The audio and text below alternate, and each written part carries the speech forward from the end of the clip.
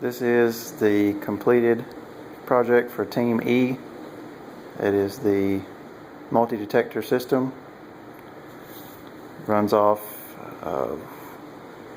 120 volt AC with a 9 volt battery backup. And here's the speaker, the voice output modules, the hazardous or flammable gas sensor, carbon monoxide sensor, the smoke detector,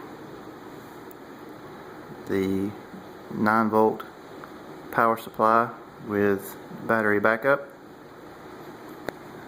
and up here we have the PLC which will run the program, and then you got a start and stop button wired in and some relays.